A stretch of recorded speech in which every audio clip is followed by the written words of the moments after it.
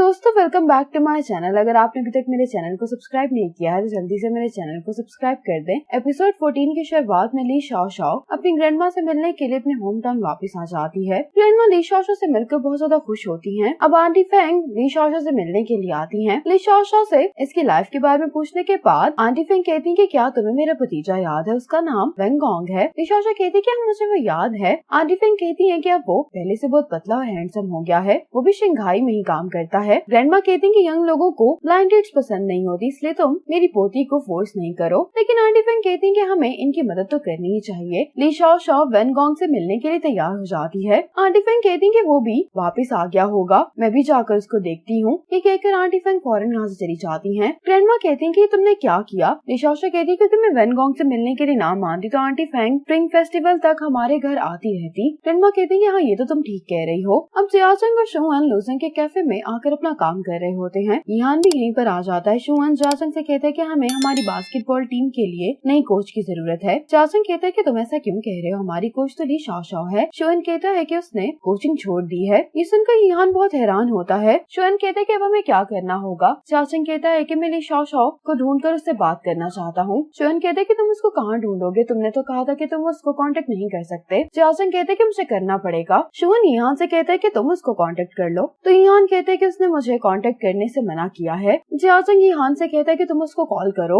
अब बाहर दरवाजे पर कोई आता तो ली शाओ शाओ कहती है कि ग्रैंडमा मैं चाहती हूँ। अब यहान की कॉल आ रही होती तो ग्रैंडमा कॉल उठा लेती हैं। ग्रैंडमा की आवाज सुनकर यहान कहते हैं कि क्या ये ली शाओ शाओ का ही फोन है। ग्रैंडमा कहती है कि हाँ ली शाओ शाओ भी एक कस्टमर को डील कर रही है। यहान हैरानगी से पूछता है कि आप कौन है, तो ये कहती है कि मैं ली शाओ शाओ की ग्रैंडमा हूँ। यहान कहता है कि मैं ली शाओ शाओ से एक बात करना चाहता हूँ। ग्रैंडमा कहती है कि क्या मैं उसको फोन दे दूँ। यहान कहते हैं कि इसकी जरूरत नहीं है, मैं ली शाओ शाओ से मिलकर बात करना चाहता हूँ। ग्रैंडमा क्या आपको बुरा तो नहीं लगेगा अगर आप मुझे अपने घर का एड्रेस दे देंगी। ग्रैंडमा यहान को घर का एड्रेस दे देती हैं। यहान इन सबको बताता है कि ली शाओ शाओ अपने होम टाउन चली गई है। अब जियाचंग एड्रेस लेकर जाने लगता है तो यहान इसके हाथ से एड्रेस खींच लेता है और कहता है कि तुम क्या करने वाले हो। जियाचंग कहता है कि मैं ली शाओ शाओ से बात करने के लिए जा रहा हूँ। यहान कहता है कि एड्रेस मैंने लिया है तो मैं ही वहाँ पर जाऊँगा। जियाचंग कहता है कि तुम चीजें और मुश्किल बना रहे हो। यहान कहता है कि सारा मसला तुम्हारी वजह से क्रिएट हुआ है। अब जियाचंग इससे एड्रेस मांग रहा होता है लेकिन यहान इसको एड्रेस देने के लिए तैयार नहीं होता। इन दोनों को इस तरह से देखकर शुआन कहता है कि तुम दोनों लड़ना बंद करो। लूजंग कहता है कि तुम दोनों का हुआ क्या है, तो जियाचंग और यहान दोनों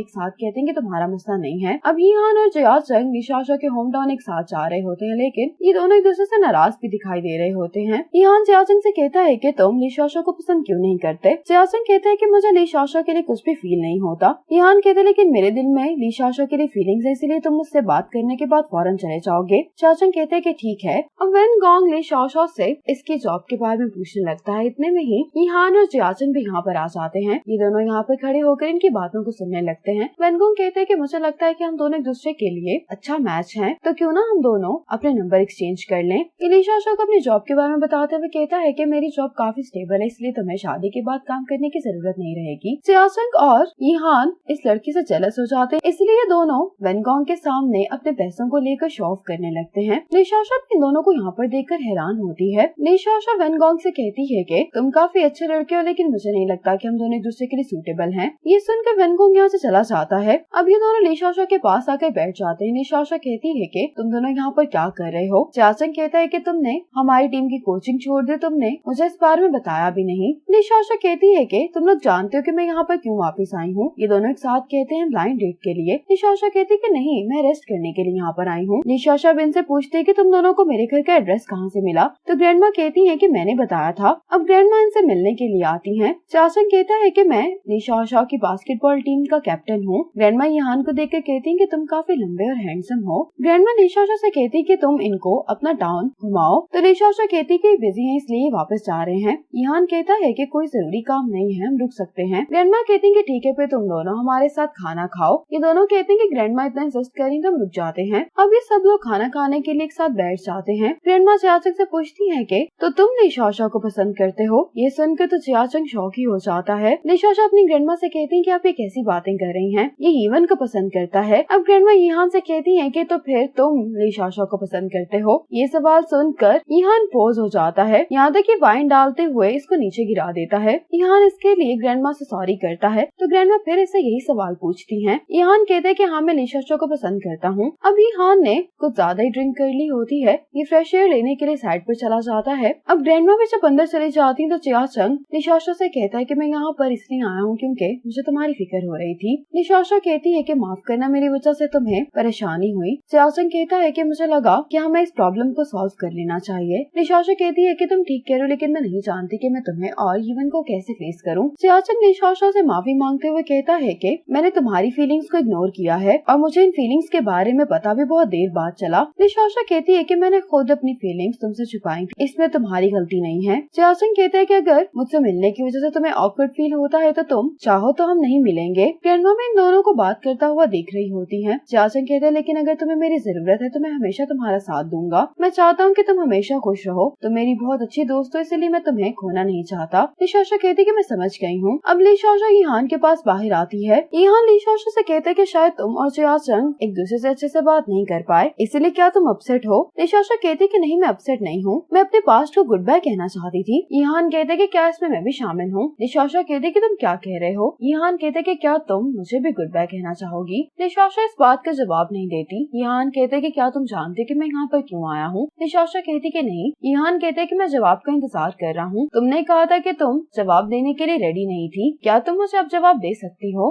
ग्रैंडमा चियाचंग के पास आती हैं तो चियाचंग कहते हैं कि ग्रैंडमा आपने सारी बात सुन ली ना, और ये ग्रैंडमा से सॉरी करता है। तो ग्रैंडमा कहती है कि अगर मैं भी तुम्हारी जगह पर होती तो मैं ईवन को ही चूज करती। वो इतनी सुंदर है और सुपर मॉडल भी है। ईवन भी मेरे लिए बिल्कुल मेरी पोती की तरह है। चियाचंग कहता है कि मुझे लगा कि ईवन और निशाशा सिर्फ शंघाई में रूममेट्स हैं। ग्रैंडमा कहती है कि ईवन और निशाशा एक साथ बड़ी हुई हैं। ईवन जब छोटी सी थी तभी उसके पेरेंट्स की डिवोर्स हो गई थी और डिवोर्स के बाद उसकी मॉम की डेथ हो गई। उसके डैड सेलर थे तो वो ज्यादा वक्त घर पर नहीं हुआ करते थे, लेकिन उस टाइम पर ईवन और निशाशा स्कूल में बेस्ट फ्रेंड्स थी। तो मैं ईवन को यहाँ पर ले आई ताकि मैं उसकी टेक केयर कर सकूं। चियाचंग कहते हैं कि मैं सारी बातें पहली दफा सुन रहा हूँ। ग्रैंडमा कहती है कि मुझे बहुत खुशी हो रही है कि ईवन के पास तुम्हारे जैसा दोस्त है। चियाचंग कहते हैं कि मेरे और ईवन के दरमियान कुछ प्रॉब्लम्स चल रही हैं। ग्रैंडमा कहती है कि हर कपल को मुश्किलात का सामना करना पड़ता है। जब तक तुम दोनों एक दूसरे को पसंद करते हो तब तक तुम दोनों मिलकर प्रॉब्लम को भी सॉल्व कर सकते हो। चियाचंग कहते हैं कि लेकिन मुझे नहीं मालूम कि अभी मैं क्या करूं, वो मुझे इग्नोर कर रही है। ग्रैंडमा कहती है कि मुझे फॉलो करो।